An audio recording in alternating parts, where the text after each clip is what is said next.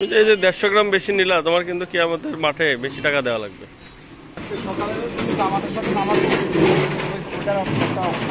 ও আচ্ছা আচ্ছা, ওটা যা ইনকাম করেছে তা দিয়ে দেবো। ঠিক আছে, তুমি তো এরকম একটা দোকান দিতে পারো বন্ধু। আমরা কিন্তু মানে ফ্রি যে টাইমটা আছে এটা আমরা কিন্তু কাজে লাগাইতে পারি। অথবা সকালে এসে ওনার সাথে 1 ঘন্টা কাজ করতে পারো। এটাও তো আরেকটু ভালো পরামর্শ দিলা। আমরা তো সকালে ঘুমায় কাটাই, এখানে একটু কাজ করলে আমাদের অভিজ্ঞতাও হইলো, কিছু ইনকামও হইলো। অভিজ্ঞতা মানে ওনার কাছ থেকে তুমি নিতে পারো। অবশ্যই অবশ্যই প্রত্যন্ত।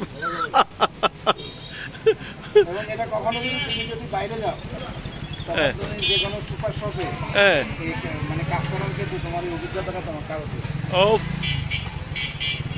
এটাকে তুমি বলতে পারো ফার্স্ট হ্যান্ড এক্সপেরিয়েন্স। ও আচ্ছা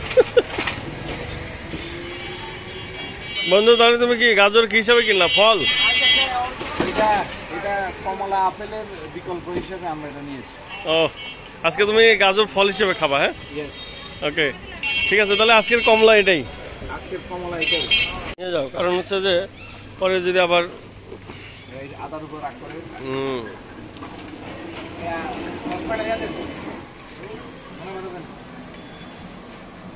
আদা আছে। আদা আদা কত? আদা কত?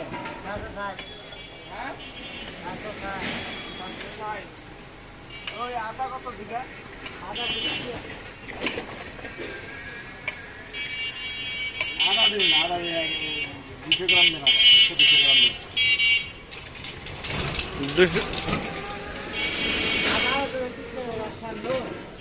আর দেন 200 গ্রামই দেন। দেন 250 দেন। 250 নিলে কি আপনি খুশি হন? মিল হয়, মিল হয়। ও মিল হয়, হ্যাঁ আচ্ছা। তোমার খালি মনের মিল হলে হবে না, বাজারের মিল করা লাগবে। ও ধন্যবাদ দেন 10 টাকা। আর বরবটি দেন আধা কেজি। বরবটি কত?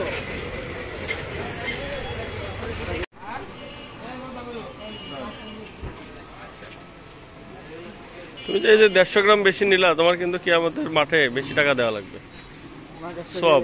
না না, আমার 150 গ্রামে সব উনি নিয়ে নিবে।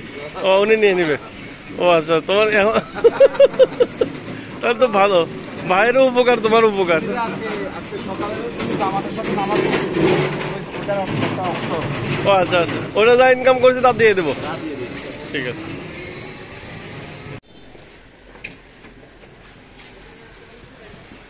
এখান থেকে কি নেওয়া যায় দেখো।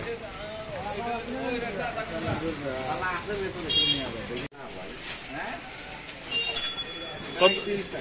30 টাকা কেজি?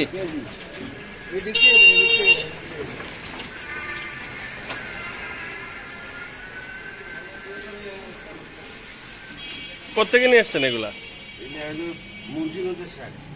মুন্সিগঞ্জের? শ্রীনগরের নাকি? ডুবচর।